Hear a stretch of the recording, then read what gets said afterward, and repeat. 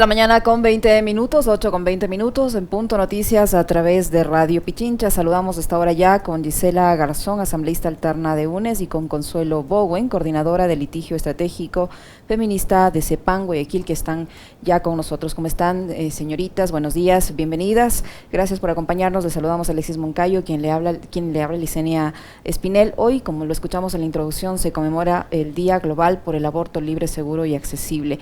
En el mundo y sobre todo en nuestra región, la primera causa de mortalidad en la mujer en la mayoría de los países es precisamente el aborto inseguro y clandestino. De allí radica la importancia de abrir el debate sobre este tema que se conmemora el día de hoy. ¿Cómo miran ustedes, en este caso, Consuelo? Buenos días, bienvenida. El momento actual en que le encuentra el Ecuador la conmemoración del Día de la Acción Global por el Aborto Libre, Seguro y Accesible. Creo que está silenciada, Consuelo. Buenos días. No. Sí, le escuchamos, adelante. Buenos días. Sí. Gracias. Buenos días con todos, con todas quienes nos escuchan. Gracias por la invitación, Alexis. Gracias por este espacio. Gracias, compañera. Gracias. Saludos a Giselle. Bueno, realmente recordando que en el Ecuador, según el Ministerio de Salud Pública, el 15% de las muertes maternas en el Ecuador se deben a abortos clandestinos y que hay un promedio de 2.000 niñas que dan a luz anualmente, me refiero a menores de 14 años en el Ecuador. Estamos ante condiciones que nos ponen en un momento histórico en el Ecuador con la discusión en la Asamblea Nacional de la ley que regula el acceso al aborto en casos de violación. Ya la Corte Constitucional despenalizó el aborto en las mujeres que son víctimas de violación sexual y que solicitan un procedimiento. Asimismo, se ha despenalizado, se ha aclarado, mejor dicho, que aquellos médicos o personal de salud que practican un procedimiento lícito como en este caso el aborto en caso de violación, no pueden ser penalizados. Eso la Corte Constitucional ya lo dejó en firme en abril de este año y con la aclaración del 9 de junio a la sentencia también lo ratificó en ese sentido. Por lo tanto, el mandato a la Asamblea Nacional en el marco de lo que son los derechos humanos y la dignidad de las personas, le toca regular, no vía penal, sino en una ley que proteja y pueda garantizar a las víctimas de violencia sexual un procedimiento adecuado y digno. Le toca, obviamente, legislar en ese sentido. Las organizaciones de mujeres estamos pendientes del proceder de la Asamblea. Sin duda es un camino duro. Los de las mujeres han sido este otro triunfo que esperamos lograr en diciembre, cuando ya concluye el plazo dado por la Corte Constitucional. Qué pena, tuvimos un corte con la comunicación de Consuelo, a quien por cierto le mando un fuerte abrazo, como siempre cariñoso. Placer conversar contigo, Consuelo. Ya decía hace un momento nuestra primera invitada, ahora le corresponde a la Asamblea y por eso le hemos invitado también a Gisela Garzón. Ella es asambleísta de la bancada de UNES. ¿Cuál es el rol desde lo político que debe asumir ahora el Parlamento, Gisela, cuando hay y existe ya, digamos, un dictamen previo de la Corte Constitucional sobre esta materia, más allá de las posturas que puedan tener determinados bloques e incluso líderes de determinados partidos? ¿Qué es lo que debe hacer el Parlamento? Buenos días, Alexis, Licenia, y a quienes siguen la señal de Radio Pichincha, tanto en sus frecuencias como a través de las plataformas virtuales. Muchísimas gracias por la invitación. Es un rol que debe asumirse con absoluta responsabilidad porque se lo debe entender como una deuda histórica. Y me refiero a deuda histórica porque regionalmente hablando estamos tarde en un debate que, si bien tiene algunos países con mayores logros que otros, el Ecuador llega tarde a este momento, y hay que reconocer que llegamos justamente a este punto después de la lucha de la sociedad civil, después de que han sido los colectivos de mujeres desde diferentes momentos y desde diferentes enfoques quienes han enfrentado este momento y quienes han logrado que el día de hoy la Asamblea Nacional retome un debate. Recordemos que hace un par de años, o un año atrás, se hablaba de esto. La Comisión de Justicia, en ese entonces presidida por la compañera Marcela Guiñaga, llevó este debate adelante y no tuvo los votos en el Pleno de la Asamblea Nacional. Y en este momento lo que estamos haciendo es construir una ley en función de lo que la Corte Constitucional ha dicho y en función de lo que la Defensoría del Pueblo presentó, y para el efecto hemos llevado adelante como Comisión de Justicia, de la que somos parte, mi compañero Fausto Jarrín y yo, 16 sesiones con 51 comparecencias y 2 talleres con los nudos críticos que el proyecto de ley en sí ha presentado, y por lo tanto creemos que estamos asumiéndolo con la responsabilidad política que implica. Hemos pasado casi 4 años con una asamblea que no dio respuestas, que pasó de exhorto en exhorto y de escándalo en escándalo, y en ese sentido, al menos en los temas más duros y más álgidos como este, nuestro objetivo es dar una respuesta lo más pronto posible. Hay urgencias que atender, hay niñas que están siendo violadas todos los días, hay niñas que están o jóvenes o adolescentes que están llevando adelante, buscando la manera de llevar adelante un aborto inseguro en clandestino, y por eso la cifra de muertes que ya Consuelo la presentaba, por lo tanto lo asumimos con ese énfasis y con esa responsabilidad. Consuelo, desde las organizaciones sociales, digamos, de a nosotros nos consta, hemos hecho un seguimiento siempre constante, permanente, de cómo han ido trabajando desde el punto de vista jurídico, técnico, pero también desde el acompañamiento a las víctimas, porque acá, digamos, más allá del tema del aborto mismo, que es difícil, es complejo de tratarlo, pero que creemos nosotros que es necesario e indispensable hacerlo, discutir, abrir los espacios, generar precisamente debate sobre eso, está algo que es fundamental y son precisamente los derechos de las mujeres. Cómo la sociedad en su conjunto tiene que empezar a abordar este tema que es tan importante y en el cual también debemos involucrarnos desde luego los hombres. Yo desde las organizaciones de sociedad civil es importante tomar en cuenta la reflexión que hace la Corte Constitucional al analizar esta causal. ¿Qué dijo la Corte Constitucional? La Corte Constitucional estableció que era desproporcionado y no era adecuado el enviar a las cárceles a las mujeres que han sido víctimas de violación sexual y que producto de ese hecho violento obviamente quedan embarazadas. Esa pregunta es muy importante porque lo que establece es que los derechos de víctimas, los derechos de las mujeres que han sido violadas sexualmente son importantes y son prioritarios.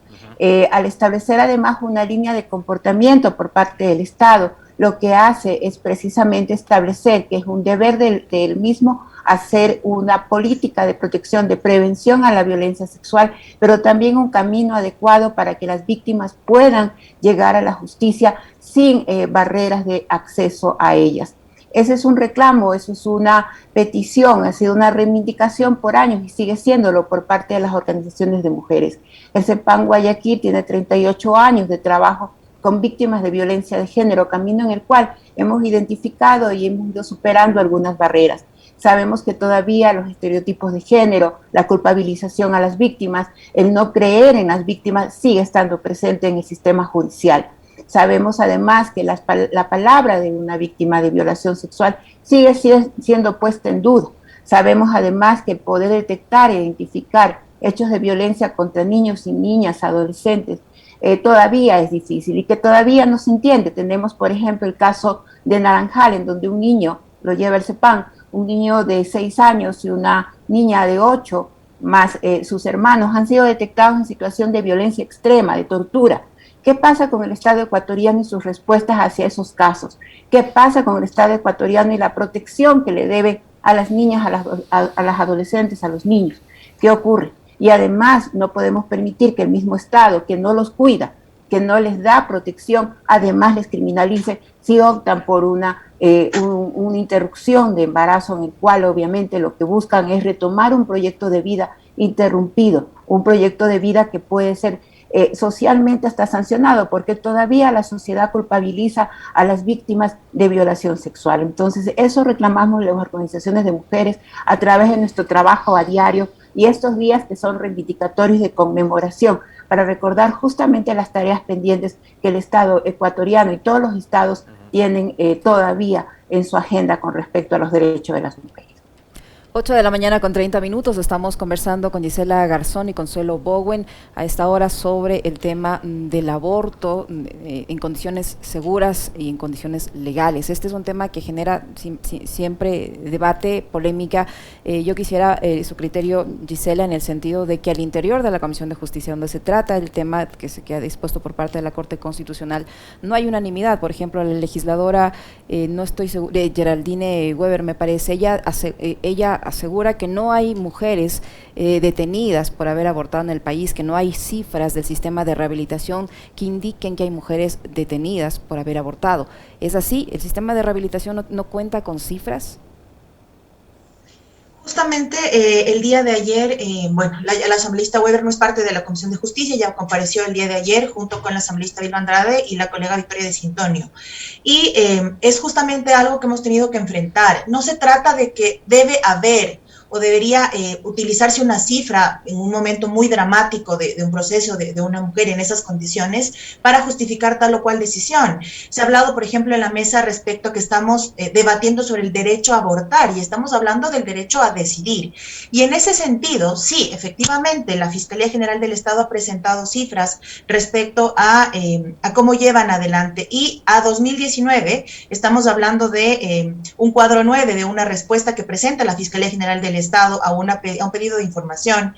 En Noticias del Delito de agosto de 2014 a junio de 2019, que se encuentran en etapa de juicio y preparatoria de juicio, se habla de aborto con muerte, aborto consentido, aborto no consentido y violación. Y estamos hablando de un total de 5.046 causas. Es decir, sí se lleva, sí se judicializa, sí se analiza la decisión de la mujer y sí se pena la decisión de la mujer cuando se trata de un proceso de aborto.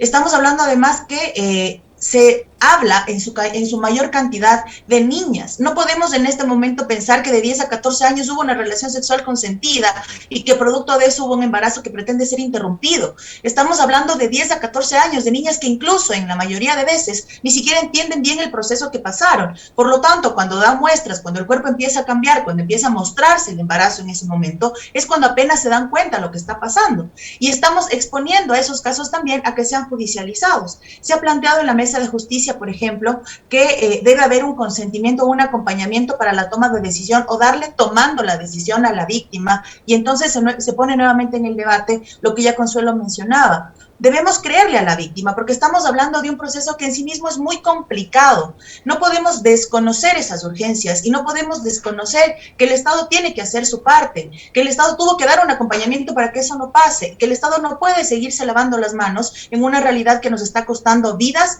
porque se entienda la vida como una vida digna en su conjunto, una vida que tenga una salud adecuada, una vida que tenga una educación adecuada. Y cuando se tratan de embarazos adolescentes y de embarazos de niñas, se irrumpe por completo el proceso de vida y el desarrollo de esas víctimas y por lo tanto debemos darles respuesta en las condiciones actuales. A propósito de lo que señalaba Licenia hace un momento, creo que pasa esto y mucho porque, a ver, en este país todavía se criminaliza el aborto.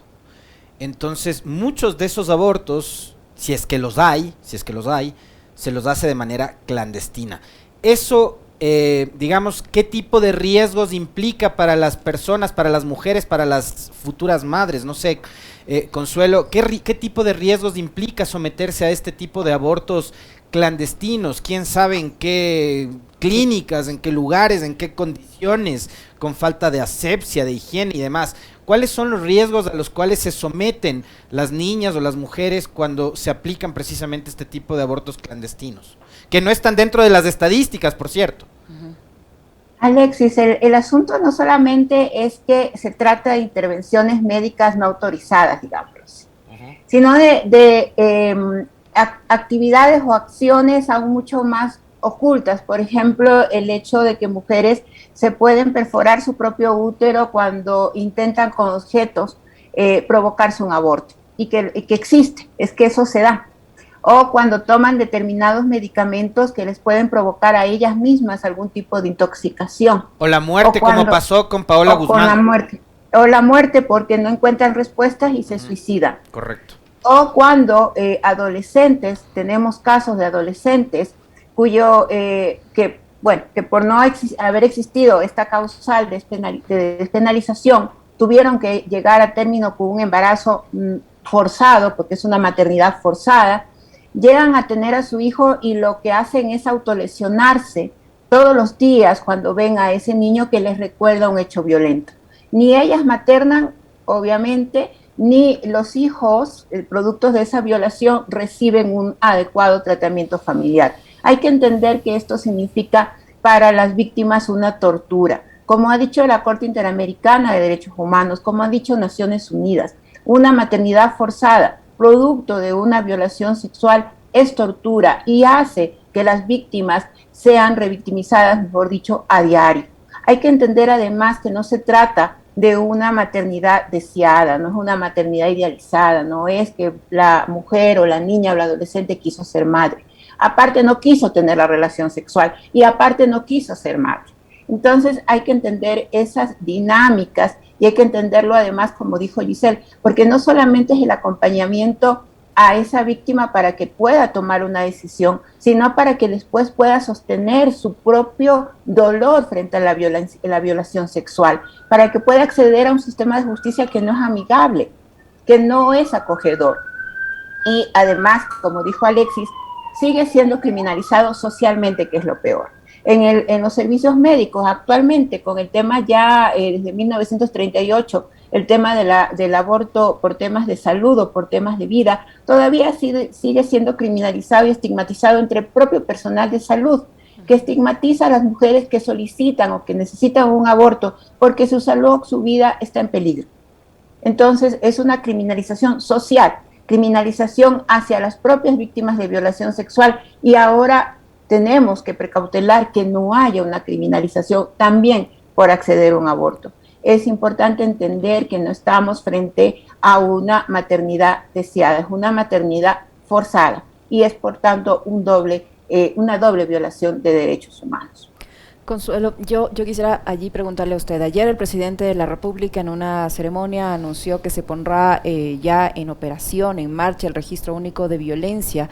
Se ha fijado un plazo de 1 año para poner este registro de manera totalmente operativa. Este registro estaba ya previsto en la Ley Orgánica para prevenir la violencia contra la mujer, una ley que data del 2018 y no se lo había puesto. Ahora hay un anuncio de que se lo va a poner. ¿Cómo toman ustedes como organizaciones sociales este anuncio? Y esperemos que se cumpla este año. ¿Y de qué manera va a servir este registro único de violencia para enfrentar este flagelo de violencia de género?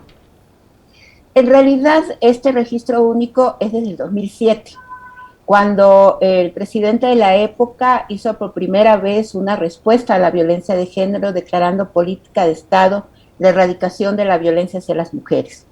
En el 2007 se dio por primera vez una respuesta desde el Estado hacia las víctimas, y una de las cuestiones fue precisamente contar con un registro. Pero para contar con un registro, primero había que saber la prevalencia en el Ecuador en cifras duras de lo que era violencia intrafamiliar, violencia hacia las mujeres, y se realizó en el 2011-2012 la primera encuesta de relaciones familiares que dio cuenta de que 6 de cada 10 mujeres son víctimas de violencia. Aquello se actualizó en el 2019, ¿verdad? Y son datos duros. El registro de víctimas también tiene que ver con otros mecanismos, no solamente de registro, sino también de protección. ¿Por qué digo esto? Porque no se trata de sumar números, porque el problema cuando uno crea este tipo de registros sin una política de protección, una política de qué voy a hacer con esos números, es complicado, porque lo que empiezo a hacer es sumar números. Lo que cabría pensar en este momento es ese registro, ¿para qué nos va a servir? Puede ser para un seguimiento del número de víctimas que va creciendo, perfecto, pero ¿qué política pública voy a tomar en esto? Por ejemplo, voy a darle suficientes recursos a las redes de casas de protección y atención a víctimas de violencia, las cuales muchas todavía están esperando sus recursos. Va a servir para fomentar una política sostenida y con recursos financieros suficientes para atención gratuita a víctimas. Vamos a conseguir que por fin se pueda establecer una verdadera ejecución de la ley del 2018, que fue entregada con bombos y platillos, pero sin dinero. vamos a hacer una serie de acciones del Estado para que eso se cumpla. Si es para eso ese registro, perfecto. Pero tenemos que primero establecer para qué va a servir ese registro, qué mecanismos y qué herramientas se va a utilizar. ¿Puedo hacerlo desde el Consejo de la Judicatura con el número de denuncias? Pues no es necesario un registro si ya tengo los números del Consejo de la Judicatura. Quiero saber cuáles son la prevalencia, pues eso tengo las estadísticas del INE. O sea, hay que entender primero, e insisto, ¿para qué me va a servir ese registro? Yo haría esa pregunta al señor presidente de la República. ¿Vamos a empezar a sumar números? El registro no sirve únicamente para sumar números, tiene que tener un destino de política pública, un destino de voluntad del Estado de cumplir su papel.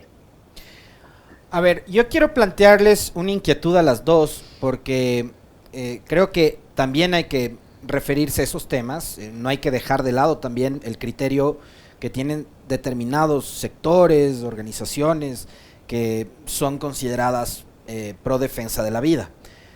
Y ahí yo les planteo esa discusión, es decir, ¿en dónde empieza, digamos, la defensa de la vida del feto o de un nuevo ser humano, que es como lo plantean ellos, y dónde empieza también la defensa de la vida de la mujer? Yo quisiera que las dos me ayuden con una respuesta sobre este tema, porque es parte del debate también, y creo que sí hay que comentar sobre aquello. Por favor, Gisela.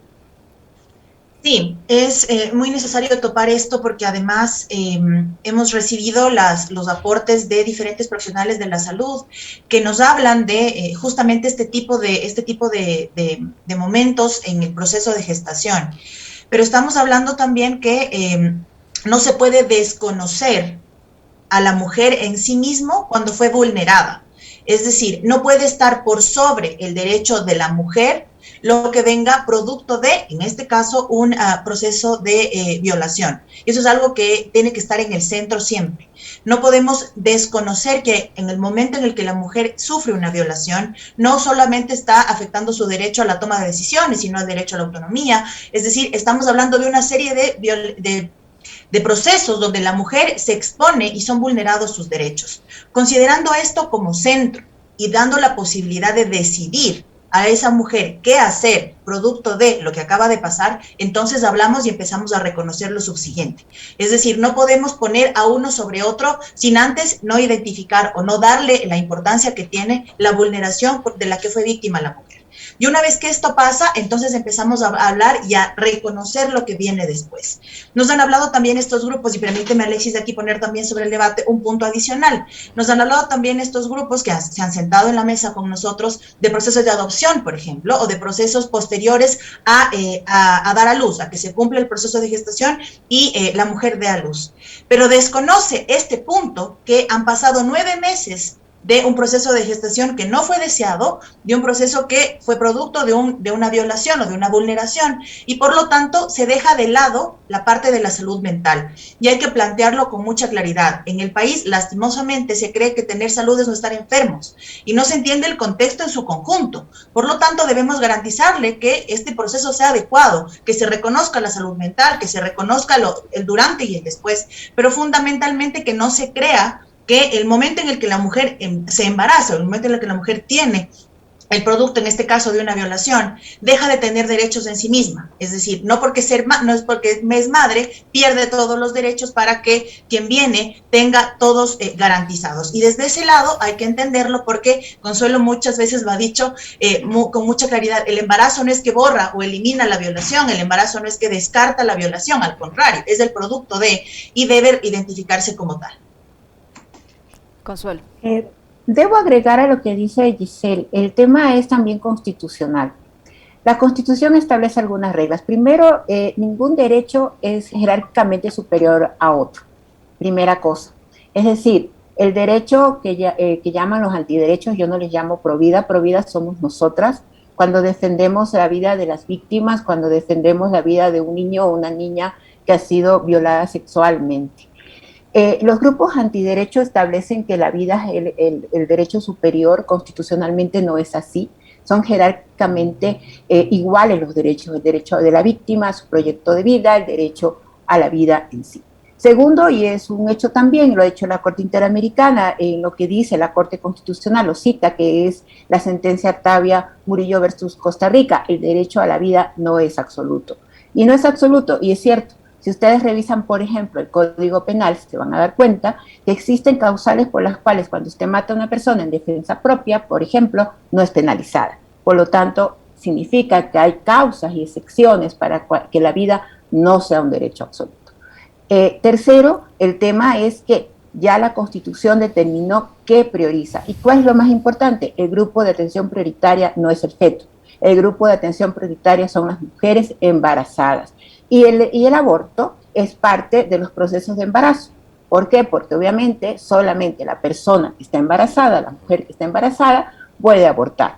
Por lo tanto, las mujeres embarazadas son sujetos de atención prioritaria. Por lo tanto, aquellos procesos en que tiene que ver la interrupción del embarazo deberían contar con una garantía prioritaria por parte del Estado ecuatoriano.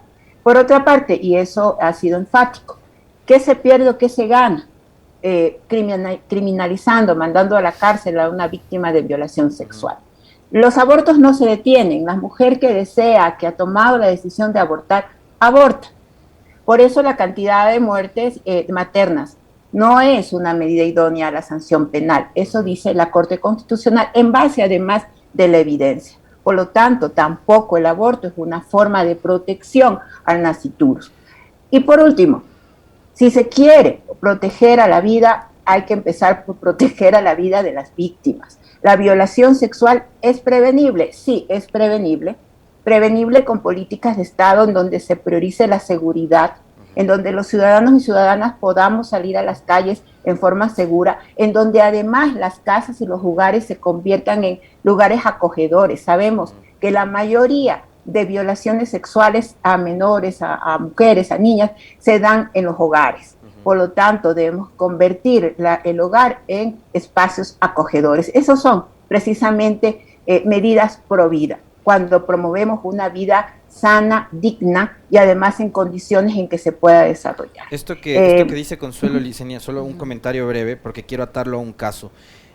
O sea, si tanto hablamos de la defensa del derecho a la vida, Consuelo decía, ¿por qué no empezar defendiendo precisamente el derecho a la vida de la mujer? Yo quiero citarle simplemente un caso, porque a veces las estadísticas se quedan ahí, ¿no? Y te olvidas después de esas estadísticas. Karina del Pozo fue atacada físicamente, fue ultrajada, fue agredida y fue violada.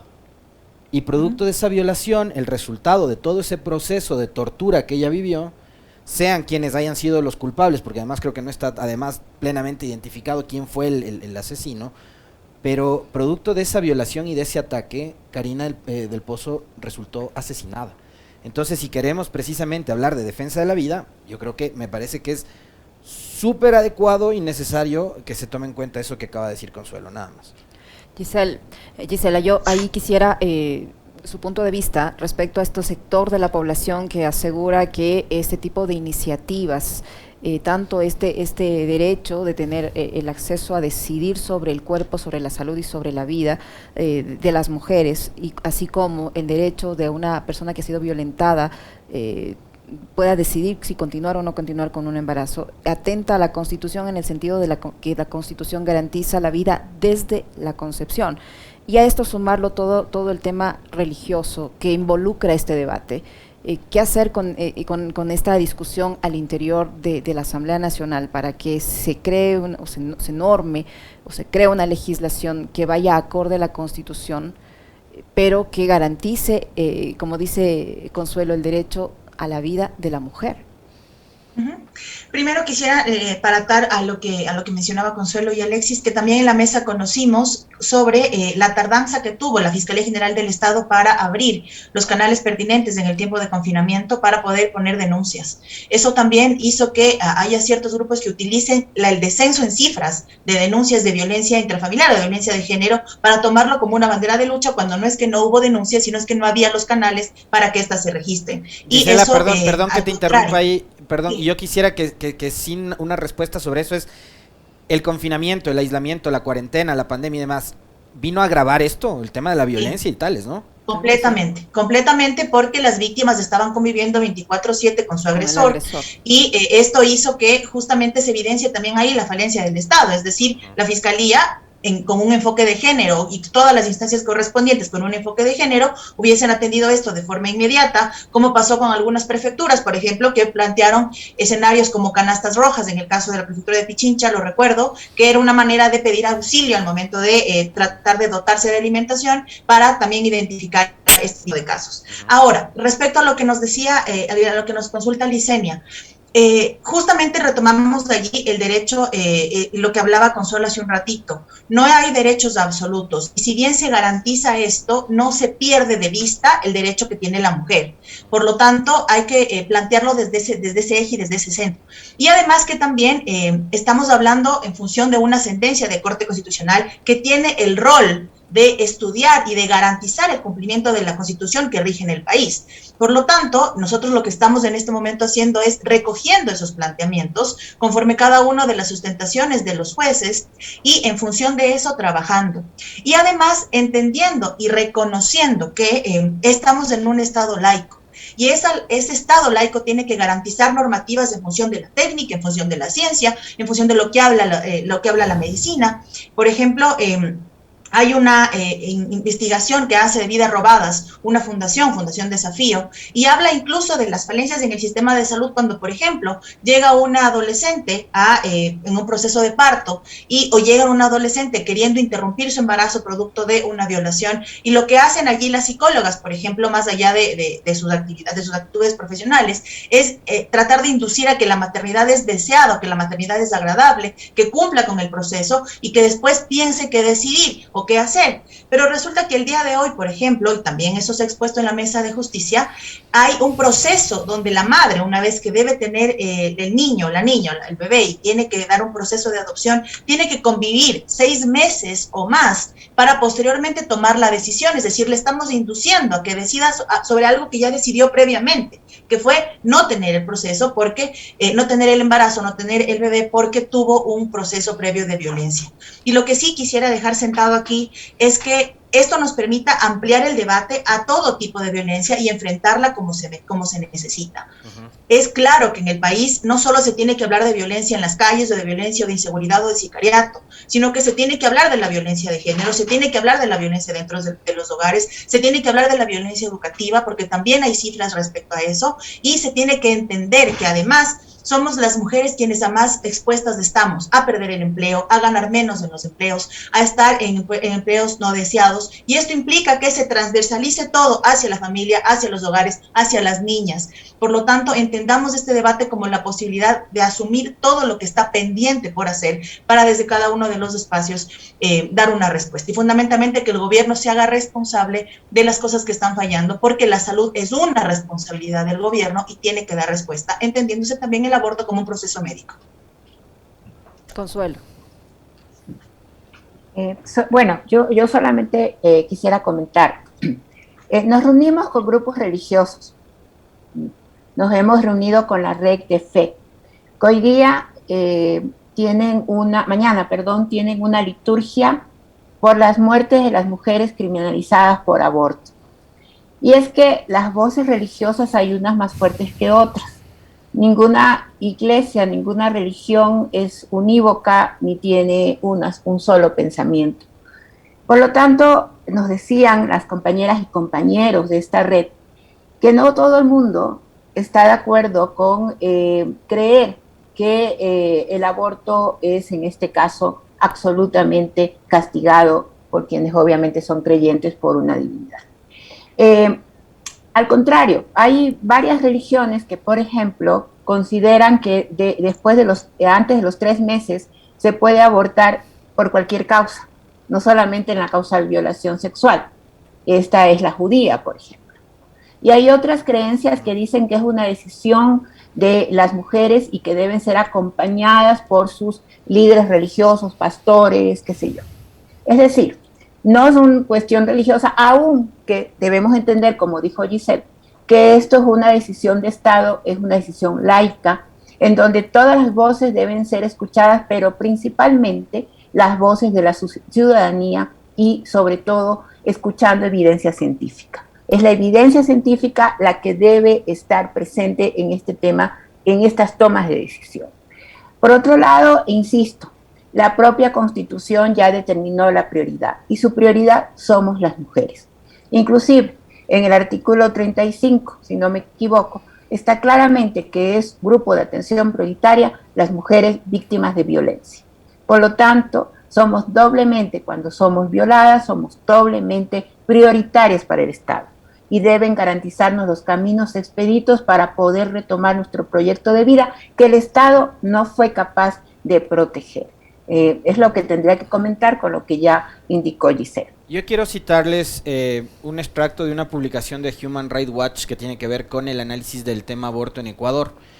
Esta organización analizó 148 casos en los cuales mujeres o niñas, profesionales de la salud o acompañantes fueron acusados de practicar abortos entre el 2009 y 2019. En esa década, el 81% de ese total eran casos iniciados contra mujeres y niñas, y un número desproporcionado de estos tuvo lugar en provincias con un gran porcentaje de población indígena o afrodescendiente. La mayoría eran personas jóvenes, el 12% eran niñas y casi todas vivían en condiciones de pobreza. En un caso, una mujer afroecuatoriana de 20 años se dirigió al hospital después de haber caído por las escaleras en su trabajo. En el hospital se enteró de que estaba embarazada, algo que ustedes ya mencionaban hace un momento, ¿no? Hay casos en donde las niñas o las adolescentes, las mujeres se dan cuenta, digamos, fortuitamente de que han quedado embarazadas después de un ataque sexual. Fue detenida y acusada de aborto consentido y pasó 4 meses en prisión preventiva con un hijo de 3 años. En el juicio finalmente fue declarada inocente. Esto a mí me hace pensar también que no se criminaliza únicamente el hecho, sino también la pobreza. ¿Cuánto afecta esta situación y esta condición a las mujeres, sobre todo que viven en estas zonas más vulnerables? A las dos la pregunta, por favor, Gisela. Es claro que la pobreza tiene rostro de mujer y eso es algo que debemos hablarlo con la claridad que implica. Son las pobres las que más riesgo corren su vida en estos casos. Porque pues debemos reconocer también que habrá quienes, bajo su propia decisión, que es lo que defendemos también, puedan subirse a un avión, salir a un país donde esto es permitido y hacerlo, o en todo caso cumplir con procedimientos incluso internos dentro del país con los recursos económicos que le hagan falta. Pero eso no pasa con las mujeres pobres, eso no pasa con aquellas mujeres que sobreviven con $1, $2 o $3 al día, eso no pasa con aquellas que están mucho más expuestas, porque hay que atarle también a la violencia, la ausencia de educación, la ausencia de una formación adecuada, de un acceso adecuado a la salud. Por lo tanto, estamos hablando de que efectivamente las mujeres pobres son las que están muchísimo más expuestas. Y a esto se le suma las características de las zonas o de las poblaciones indígenas y de las poblaciones afro, que también son una de las problemáticas, y por eso es que varios sectores nos han planteado entender la ley y construir la ley en función de los peores escenarios. Es decir, en función de donde el acceso a la salud está a 2 horas, por ejemplo, el centro de salud más cercano está a 2 o 3 horas, o donde un espacio para denuncia, por ejemplo, también está a esas mismas distancias. Y plantear el peor de los escenarios para que incluso en ese escenario la ley sea viable y sea útil, porque tampoco podemos presentarle al país una ley que interrumpa o que torpedee lo que al momento se ha avanzado. Por lo tanto, hay que identificar y hay que hablarlo con esta claridad. La pobreza tiene rostro de mujer y se evidencia justamente cuando las cifras más fuertes o más grandes están en los sectores de pobreza. Muy bien. Porque además, solamente para comentar, perdón, el tema también pasa por la actitud y por la conducta de los salubristas, en este caso los espacios públicos. Muchas de las denuncias son iniciadas por el llamado de profesionales de salud al 911 o a la policía o a la fiscalía, denunciando supuestos abortos provocados. Eso hace que muchas mujeres sean en ese momento criminalizadas, empezadas a investigar o incluso en supuestas flagrancias. Eso a pesar de que el secreto profesional está protegido. Ciertamente todos quienes conocemos un hecho delictivo tenemos que denunciar, incluso los de salud. Sin embargo, el propio COI hace una excepción y establece que quienes están protegidos por el secreto profesional no están obligados a correr a hacer una denuncia. Sin embargo, cuando se les pregunta a las salubristas por qué no denuncian hechos de violencia física o sexual que identifican en sus consultorios, no lo hacen. ¿Qué sucede? Pues hay una criminalización, insisto, social, una estigmatización. Es decir, los salubristas violan el secreto profesional, llaman a la fiscalía y es cuando se inician los juzgamientos a estas mujeres, precisamente porque son las que recurren a la salud pública, que recurren a centros de salud públicas, donde no está claro que los consultorios médicos no son púlpitos, no pueden hacer objeción de conciencia institucional, porque la objeción de conciencia es una cuestión individual, y que la salud pública lo que debe garantizar es que no existan objetores de conciencia en toda institución. Si lo son, deben declararlo, y la institución pública, privada, debe garantizar que hayan salubristas no objetores de conciencia y que estén en capacidad, obviamente, de ayudar a una mujer, y eso es precisamente lo que además en la ley debe establecerse. La objeción de conciencia no es un derecho institucional, es un derecho individual y debe ser practicado siempre y cuando, además, la Constitución indica, no ponga en riesgo los derechos y la vida de otra persona. Eso solamente para agregar a lo que ya indicó Gisela. Muy amable. Muchísimas gracias a Gisela Garzón, asambleísta alterna de UNES, y a Consuelo Bowen, coordinadora de litigio estratégico feminista de CEPAM Guayaquil, que han estado con nosotros analizando este tema. Muchísimas gracias, señoras.